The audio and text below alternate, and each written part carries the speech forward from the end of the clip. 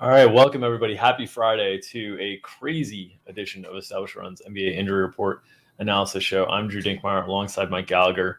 Mike, it's a 9-game slate, but as I was saying to you before we hopped on the air here, it feels like a 14-game slate in terms of the quantity and the magnitude of the news that has already dropped and some of the Q tags that we still have kind of outstanding. It feels like late season NBA with all the stars that are potentially missing games tonight. So how have you enjoyed this hectic morning? Yeah, half my matchup column just got thrown out, so that's great. But yeah, it's like old school 1:30 report, man. Get the big news at 1:30, and yeah, we got the Warriors. KD was technically on the 1:30, came before that with the Nets PR coming out, but yeah, it's a real interesting slate now with lots of moving parts. Big. I mean, two MVP candidates just got ruled out. One's questionable. I mean, the impact of these tags just two are questionable. I guess you could say 4 with LeBron if you want to throw him in there. Yeah. So it's pretty nuts. Yeah, let's start with the Warriors because that's the one that just kind of hit recently. We are just kind of finalizing minutes projections on them and working through it. You and I kind of landed on similar ideas for what their rotation might look like. So why don't you talk through kind of what you think the starters would be and who's most likely to start, and then also what kind of the rest of the rotation behind them looks like. Because it wasn't just Steph and Dre that were ruled out as well. It was Iguodala and Otto Porter Jr.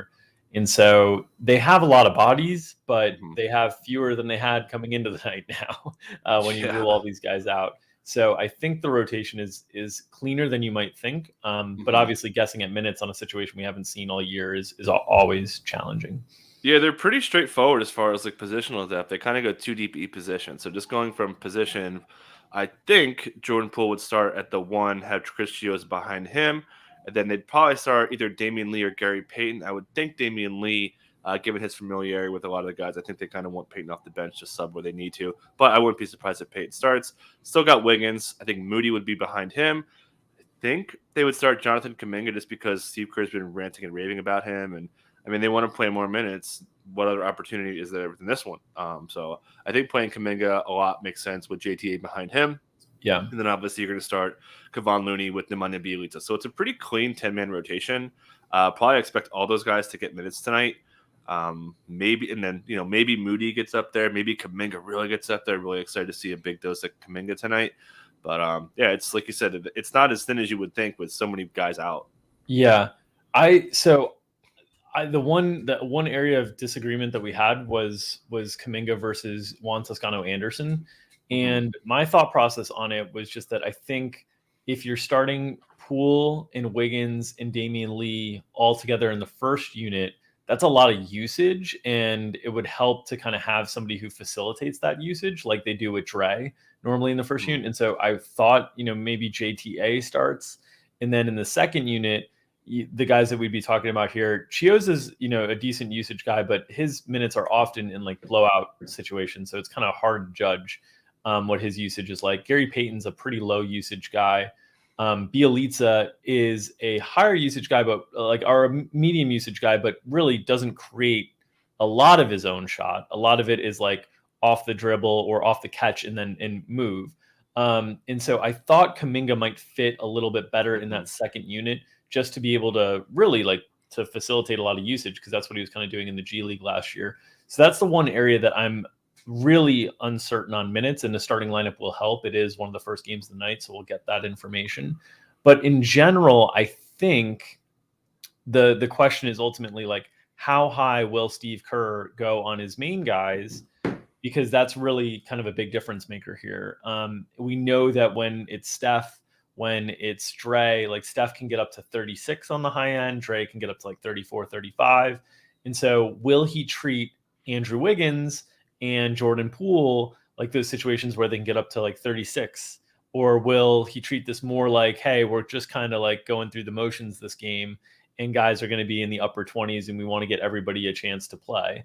And that's really, I think, where a lot of the conversation on this slate will ultimately land, because we're going to have so many stars and scrubs already that these mid-tier Warriors guys, it's a matter of how high the ceiling can get on the minutes for guys specifically like Jordan Poole and Andrew Wiggins, who I think are most likely to benefit from a DFS side.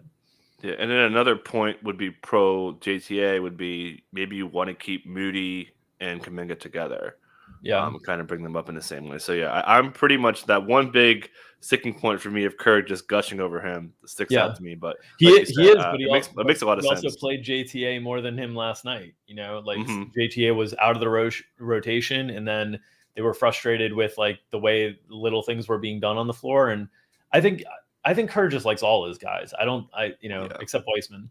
I think he just generally likes all his guys. So we'll see on the starting lineup. We might move some minutes around there, but it's one of those things where if they treat this game the best way to win it, I think Kuminga doesn't have a huge minute ceiling. If they treat this as a developmental game, I think Kuminga has a really big minute ceiling. And that's the part that I just don't know how they're going to treat this. And that's where I'm saying, like, if they're going to allow Jordan Poole and Andrew Wiggins to get up to like 34 to 36 minutes, then someone like Kuminga is probably going to be in the 20s, in the mid lower 20s tonight. But if they're going to play like Wiggins and Poole like 30, then Kuminga could get up into the upper 20s and maybe even get up to 30 type thing. What do you think in terms of how they'll approach this game from a competitiveness standpoint? I think they're going to try to win it, right? Yeah. And then just to add to Wiggins, this would be his second back-to-back game. His first one was a heavily garbage time weighted game, which would have got him to 30. Yeah. So that was back when they were limiting him. So I think Wiggins is still going to be okay, just to kind of throw him in the mix. Yeah. But yeah, I'm with you. I think they're shooting for the 1 seed. I don't think there's any reason why they Yeah. wouldn't try to win this game. So Yeah. So I think yeah. it'll be a big opportunity for Poole and Wiggins. I think they will Mhm. just have a ton of shots, Yeah. and a ton of opportunity. Okay. From one title contender to another in terms of rest tonight, let's go to Brooklyn, where Kevin Durant is going to be absent from tonight's game. They're already without Nicholas Claxton. They're without Paul Millsap. They're without Joe Harris. So they are diving deeper into this rotation in kind of a meaningful way here. I don't know how they're going to start, but the one thing that I feel pretty confident in, and I talk about this a lot on the injury show, that there's two ways to think about how you have to replace a player. There's the positional minutes that you have to replace for a player, and then there's their role in the offense in terms of how you have to replace a player. And Kevin Durant's role is really, really difficult to replace, obviously. Positionally, I think it's a little bit clearer with what their roster is on like how they would replace him, which is they would probably play James Johnson some more because he's like more of a traditional four, and they don't really have a lot of that on their roster. They play Bruce Brown sometimes as more of a 4-5 in terms of how they use him offensively, so they could do that as well. But in terms of replacing Kevin Durant's usage, James Johnson's not really a guy that's going to be able to do that. The guy who's most equipped to do that is LaMarcus Aldridge. And so I'm interested to see if they choose to start LaMarcus Aldridge tonight in Kevin Durant's place and slide Blake down to the 4. They're also playing a big opponent, who starts Wendell Carter Jr. and Mo Bamba, or if they decide to split Harden and Aldridge between units, like Harden always with the 1s, Aldridge always with the 2s. And so you have kind of a usage anchor in each different rotation. And I think that decision will impact and have like a trickle down effect on the rest of the minutes projections tonight. So how do you expect Brooklyn to start, and how do you expect them to fill the minutes in the absence of Kevin Durant? I definitely think that James Johnson starting is the cleanest. Plus, you take into account the matchup. I think he matches up kind of well with Wendell Carter Jr. with how they're going to want to defend him. So I think that's clean. On top of that, there's only been just last season, there was just 29 minutes of LMA and Blake together. Katie had a lot of hamstring injuries, not quite apples to apples. And just 6 minutes so far how many this year. minutes did LMA play with Brooklyn in total, though? Yeah, it wasn't a lot, but someone that was without Katie was there. I'm trying to think because he played like 100 or so minutes, right? Like, yeah, it wasn't many. I'm looking it up now, but I feel like he just didn't play very many minutes with Brooklyn as a whole. So 29. He had a good actually felt to weeks, me. I want to say. Yeah. 29 felt to me actually like a pretty decent allotment of them playing next to each other, not like a negative. Yeah. He played 300 minutes total with Brooklyn. Okay. So 10. Oh, sorry. No, sorry. I'm sorry. Yeah. That's 300 minutes he's played this year. He played 125 minutes last year with Brooklyn. Okay. So like 30 minutes of 125 is a lot. Yeah. Okay. So that's definitely I still like again, but the thing that's interesting too is no Claxton. So like they don't have are they gonna play Day'Ron Sharp? I don't think so. So it's still like, do you really want to put those guys up there for 30, 31, 32? But yeah, I'm with you. I think So we got some overlap. I just don't think they would start him because they really talk about their second unit strength. But again, you're like mixing up your whole second unit. So I'm hardly confident in the situation. yeah, I think they will start them, but we'll see. Yeah. I think, like, yeah, you can say James Johnson matches up well with Wendell Carter Jr., but Blake Griffin does not match up well with Mo Bamba from a Yeah, size that's true. perspective. So, I mean, I think they probably would want Aldridge's bulk a little bit more against Bamba. But we'll see. I think it's one of those two guys. I don't think there's really any other lineup. I don't think they're starting Bembry. The other thing that I'd note is if they start Aldridge, one guy that I'd just be on the lookout for, and I don't really think it'll make a difference in DFS because there's going to be so much value that's opened up from this slate. But filling that usage role could be Cam Thomas in the second unit. He was great in Summer League, and he is a guy that will shoot and will be aggressive, whereas all these other second unit guys, if it was James Johnson, if it's Bembry, those guys are more like they kind of clean up misses. They kind of facilitate some for other people, but they're not guys who are going to garner a lot of usage. And that's really the thing that I would say. I think the big thing that switches around here is if James Johnson starts, I think you got to feel like his minutes are pretty secure to get into the mid to upper 20s. He's usually been a pretty good point per minute producer from a fantasy perspective. And this role, while it hasn't been good for it this year, I think that lineup playing with like Harden and Patty Mills and Blake Griffin, I think there would be enough fantasy value to go around. And then if he doesn't start, I think the minutes are a little bit more questionable on James Johnson. And I think you could see Cam Thomas really benefit in that scenario in like a surprising way. Like it would be difficult to project Cam Thomas for more than like 12 to 14 minutes, something like that. But I think you could see him get to like 18 in that scenario just because they need second unit usage. But that's kind of the way that I'm thinking through Brooklyn right now. And obviously James Harden's going to be, the top overall play on the slate, him playing with all these low usage guys against an Orlando team that, isn't very good defensively. Harden's going to have the ball in his hands a ton tonight. Their first unit's actually been pretty good. They have, I think, second best defensive rating among lineups at 200 minutes. But yeah, they're going to get wrecked. They put Franz Wagner on KD in the last game. And they mopped the floor with them most of that game, except for the third quarter. They kind of let go of the rope a little bit. So I still think they could kind of wax them even without KD. Yeah. I think we kind of said it all for those guys. Okay. Let's move to other MVP candidates that are also on the injury report tonight. We've got some questionable tags. We'll start in Denver with Nikola Jokic, who this one kind of came out of nowhere. Wrist issue is what he's labeled with as a questionable tag. I will say this about Jokic. The dude plays through everything. So I'm not super concerned here, but it kind of coming up out of the blue is more concerning than if he was listed with this last night, is the way that I'm kind of looking at it. How are you looking at the Jokic situation? Yeah, I don't think his wrist was taped last night. I could check and we'll have it for the injury show later officially on that. But yeah, I don't know. He looked kind of normal. His minutes are kind of down last night in the blowout. So, that's okay. So yeah, I'm kind of in the dark. We'll do a little more research to kind of get some background on this injury show. But yeah, I think we just are going to lean in here, which, on the flip side of that, Tony Bradley was looking like a possible low end play because he would be matched up against him. And in the last game, Billy Donovan said they were matching Tony Bradley with Nurk the best they could. So that'd be possibly more minutes for Tony Bradley on the flip side of it. And obviously the easy part of this, if Jokic doesn't play, like, my God, we do have probable tags too on Barton. Yeah. And Bones. Bones also listed with a second injury besides that ankle. I forget what it is at the time. But so keep an eye on those guys. Yeah, if Jokic doesn't play, we will have seen one game of that, right? Because he was suspended for a game. And we saw in that game, Will Barton really take over things. It was a weird game where JaMychal Green and Jeff Green and Aaron Gordon were all values, and Denver won, and nobody really got there. Will Barton just got there. So with so much value on this slate, they would pop up as viable value plays as well, but you'd probably want to manage your exposure. We'll talk about all that stuff on the DFS show. But yeah, Mike's bringing up the box score from that game, and we saw. I love when they go Jay Green back to back, and you have to remember which guy did what stats.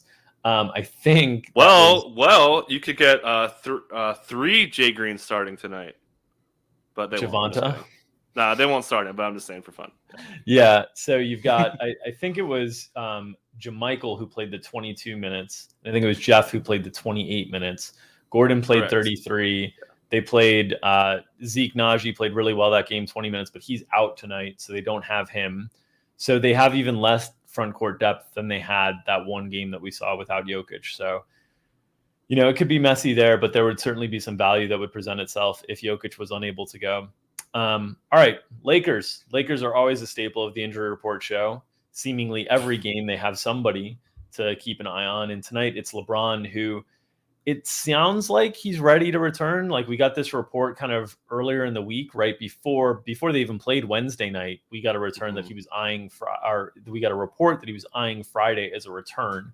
So I think, I assume this is a national TV game, right? They're not like putting the Pistons on national TV again. No, okay. They're not. Good. Yeah, Boston in LA, I assume is a national TV spot. So I think it's a spot for LeBron to return. From a DFS perspective, we know what that means, right? It crushes everybody. Like, everybody loses value when LeBron's back on the floor because the rates really get condensed. From a real life value perspective, the Lakers get a lot better, obviously. So I think from a DFS perspective, if he's in, you can basically view Russell Westbrook and Anthony Davis and even Talen Horton-Tucker as overpriced. If he's out, you might still be able to, pick some spots there. Anything more to add on LeBron's availability tonight, Mike? No, like you said, the national beats, like the heavy hitting national beats, are reporting that he plays. So you would think that he's in. So probably it felt like one of those coordinated messages, that had gotten out to from LeBron's team that they were targeting, and from the ESPN team want to get eyeballs on the game for sure. Yeah, but I think he plays. So definitely going to squeeze a little bit of Avery Bradley, maybe a little bit of Melo. They're gonna go small, I think, regardless. I mean, if you're gonna go small against the Bucks, you're gonna go small pretty much anywhere. Vogel said they like the spacing of the offense, so they're gonna want another shooter. Apparently, Talen Horton-Tucker is a shooter now, based on his output lately. Yeah. But yeah, definitely. I think THT's minutes are pretty safe. A lot of people in fantasy season long are kind of worried, but I think I think his minutes will be there. I think the question is what happens to the rates when sharing the floor with LeBron, and hopefully they stagger these guys enough. But I still think THT will play into the I don't think he's playing 39 every night, but I think he'll still play into the 30s. They just don't have enough good basketball players. Like, he's a good basketball player, and they have like 4 of those total. So and just quick, Russell Westbrook is terrible.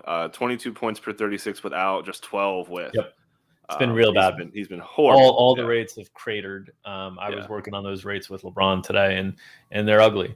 All right, opposite side of that game, we've got a couple questionable tags and injury updates to funnel in there. Dennis Schroeder got onto the injury report with a questionable tag, and Jaylen Brown was ruled out after being given a questionable tag that seemed a little optimistic relative to the initial timeline. So he was ruled out pretty early today. They've also got Time Lord questionable as well. So a lot of moving parts here for the Celtics tonight. What are your expectations in terms of who is going to be able to play? And then if Schroeder's out, how do you think that changes the rotation? Yeah, so Time Lord, he was in practice gear. He didn't get scans on his knee was hurting initially, and he told the training staff and they just pulled the plug on him. I mean, it's Time Lord. They capped him for 80% of the season last year. So anything's wrong with him, they're going to pull the plug. So I think he plays. He had a game off. He's had some time. I think all the notes that I've been reading think he's in there. Schroeder, has this little ankle thing. The late addition to the injury report, always scary. So I don't have a good feel for that one. But, I mean, they're going to have to probably go to more of their wings, which they haven't really used much of. The Aaron Nesmith, the Rockfords, Peyton Pritchards maybe can get some spot minutes as well. Obviously, Tatum could be getting a sick amount of usage here. Marcus Smart also handling the ball more. Grant Williams, obviously, if Time Lord's back, would go to the bench. Maybe he gets a little bit more playing time. Not that he would be attractive. But I think those wings are going to really have to step up. A lot of Boston people have been clamoring for more Nesmith minutes, so he may actually get a little bit. But I don't really think any of those guys would be viable. It would just be more of a Mr. Chocolate Milk, more Tatum, and more Marcus Smart offense. Yeah, I think that's probably the case as well. I don't know, with so much value opening up because all these injuries, I don't know that anyone here will really be on the radar. But certainly Schroeder's availability does impact the projections quite a bit from a Boston perspective. Yeah, and then the other thing I'd note about Schroeder is just historically a pretty available player, like a pretty dependable player, doesn't miss a ton of games. So I'm leaning in, but we don't have any real good hard information there. Some of the smaller questionable tags on the slate, Devontae Graham for New Orleans is questionable. It seems like New Orleans just cannot go a game without one of their few good players being listed on the injury report. Obviously, they've been without Zion all season long. Then they lost Ingram for a period of time. Now Devontae Graham has been in and off the injury report with questionable tags pretty much all year long. What is your read on Devontae Graham's availability tonight? Yeah, new injury. He's been getting his minutes managed for a groin injury. So that on top of this, I think they're not back to back. The Clippers are. So that's not great. Foot soreness. It doesn't sound serious, but I think they might hold him out. I mean, if you're already managing a guy and he picks up another injury to his lower body, I think you probably want to play it safe. So maybe we're looking at Point Na, maybe Kyra, maybe Sederansky, those guys that I'll be looking at minutes. Yeah. All of them really wouldn't be viable. Maybe, they go somewhere galaxy brainy, but Brandon Ingram is running this offense. Like, there's no doubt about it. Willie Green said they're just going to give him the ball all the time. Nas playing off ball a lot more now. So, against the Clippers defense that, has some bodies to defend him, but I think that Brandon Ingram could really, really eat. But especially with late in this game, they really, really fired him. So he'll be really busy if Graham can't go. So remember, when you think about replacing players, if Devontae Graham was to miss this game, you have to replace point guard minutes, but really his role in the offense is not the point guard. When Brandon Ingram is on the floor, it's more of like a floor spacer.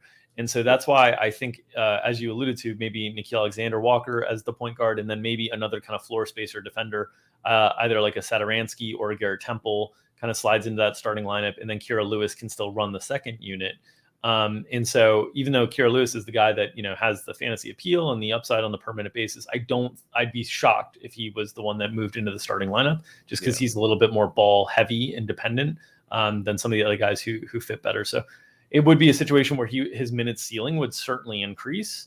And it could always result in one of these guys taking over all the minutes. But again, probably not a situation you'd be super excited to attack in DFS, given all the value that has opened up already tonight. And he's been doghoused a couple times for whatever. Yeah. And I'm not officially, but just me reading the comments from Willie Green. It seems like some negative comments were pointed at him. Yeah. All right. Indiana, Chris Duarte is questionable. He missed last game. We saw them basically fill in with Keelan Martin got the start. Played really well from a defensive standpoint. I thought he was locked in and playing really good defense in that game. And now, we've got a potential another opportunity for more wing minutes if Duarte is unable to go. What's your read on Duarte's availability tonight? Yeah, Carlisle kind of said no timeline. He was playing through that shoulder injury. He rolled his ankle over the last weekend, and got popped in there for a shoulder. So I think he's going to sit. Something to keep an eye on there. He played so bad offensively, but they like him for defense, like you said. So I think I don't think you would lean.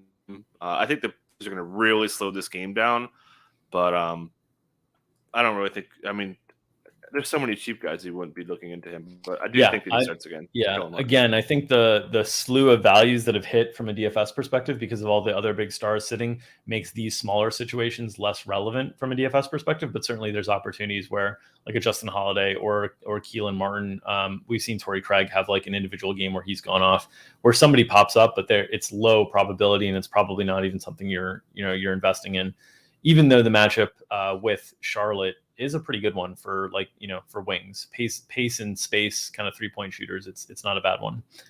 I was just gonna. I was trying to draw on a blank. They put him on Grant. They put him on Jeremy Grant. He played really well. Yeah. He defended Jeremy Grant. So I guess would you put him on Hayward then? And then kind of that would be my guess. Yeah, that would be my guess.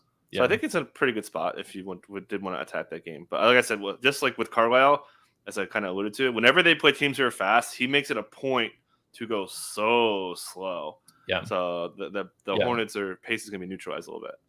Yeah. All right. Jalen Suggs also on the injury report. He's questionable as well. this game was kind of like a game that I was a little bit afraid to invest in. But when KD got ruled out, I think it does open up the doors for a potentially more competitive game. Jalen Suggs' availability, is kind of a big deal because he uses a bunch of possessions. What do you think? Do you think we'll see Suggs available tonight, or do you think he misses? Yeah, two key things. One, back-to-back. Two, Jamal said after the game he was hobbling around in the second half. So we're going to lean in, but I would not be surprised if he sits. We saw, Gary Harris playing that one game that he did miss, so he'll probably start again. Certainly makes sense. Yeah. Maybe I don't know. They'd probably, like I said, they Franz on Harden. They kind of been leaning into the defensive challenges for him. But RJ Hampton, I wrote in matchups that if he sat, RJ Hampton was in play because of garbage time, but not so much anymore because this game may actually be a little bit more competitive. But yeah, pretty straightforward. But again, I think he plays, but I wouldn't be surprised at all if he sits. Yeah, if he doesn't play, I do think it opens up more upside for Cole Anthony, who's super expensive. He's been, but he's shown the upside to pay off these price tags anyway. I mean, he's shown 50 fantasy point upside. I don't think anybody would play him.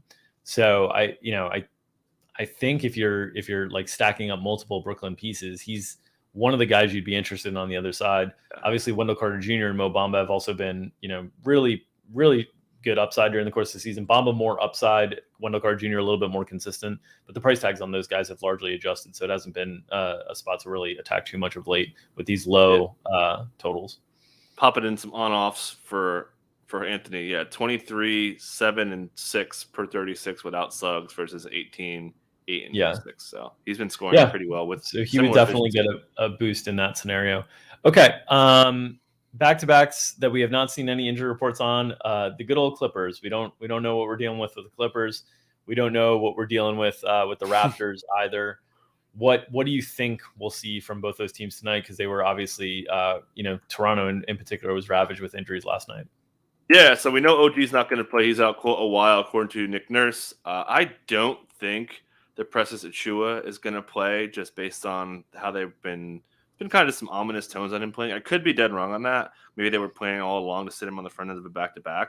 So I think he would sit. And then the matchup changes here, too. They went up against Gobert. They started Khem Birch, which makes sense. I still think they would go that route against Rashawn Holmes, but, maybe they don't. They're comfortable putting – he's not that tall. He's a bigger guy, but I could see them throwing Scotty Barnes out there, putting Svi on Harrison Barnes. It'd kind of go in that way through their defense. Yeah. So I'm not nearly as confident today in Birch starting as I was last night. Obviously, Fred VanVleet had a season-high usage rate last night. Really, really busy on ball, generated the offense. Pretty good spot for him overall defensively with the Kings. So I think he could be in a really, really favorable spot. Barnes, too. I think Barnes could have a really big impact in this game. Yeah, the battle of the Barneses tonight with Scotty and Harrison going at it. It's going to be a real barn burner. DFS by Noah asked, do you guys think Aldridge and Griffin split the center minutes again? Yeah, we touched on that quite a bit when talking through Brooklyn's situation. I think you'll get more of an indication by who starts, whether it's James Johnson or whether it's LaMarcus Aldridge there. But I think those two guys will take up the majority of the center minutes, and I think they're going to play next to each other as well. So I think Blake Griffin and LaMarcus Aldridge are going to get upper 20s minutes. Wouldn't surprise me if Blake Griffin got into the 30s tonight, just because I think, they are really, really shorthanded, and they can find other times during the course of the season to lighten the load on these guys. Right now is not one of them that they have because they're without Millsap, they're without Claxton, which, by the way, what is going on with Claxton? Dude, that's been like an illness. Non-COVID illness. A non-COVID illness for multiple weeks. I hope he's okay. That's just a strange one that there hasn't been. I was thinking that today. I was like, man. Yeah. So I think both Blake and LMA are going to be pretty secure for minutes tonight, but we should get a better hint of that with the starting lineup as well, which it's one of the earlier games too. So I think we'll be in a decent spot there. All right. So that's going to do it for the NBA injury report analysis show. We will not be back tomorrow because tomorrow is Saturday. We are only Monday through Friday on this lovely free show. If you have enjoyed this content, please hit that thumbs up button as Gary Hartman was instructing everyone to do. Please also subscribe to our YouTube channel here at Established Run NBA so we can continue to provide this free content for you. If you love us so much that you are subscribed to our premium content, you will see us at 5 o'clock Eastern, myself and Mike Gallagher, behind the paywall on Establish the Show. And tonight, we'll be giving out the goods because we have a deal with the good folks at Prize Picks where they have locked 2 lines for us that we locked in earlier in the day. We'll be giving out a Prize Picks parlay that will pay 5-1 instead of 3-1. So make sure to join us 5 o'clock Eastern. We'll be behind the paywall. Pay for your subscription right there. Yeah. I mean, assuming we hit it, we got to hit it. We're hitting it. But I feel pretty good about the 2 that we've selected. If you're in our Discord, you're already been made aware of it. But we will see you guys live at 5 for Establish a Show tonight. Everybody, best of luck tonight. Enjoy the games. Enjoy your weekend. We'll be back again on Monday with the Injury Report Analysis Show. Take care, everybody.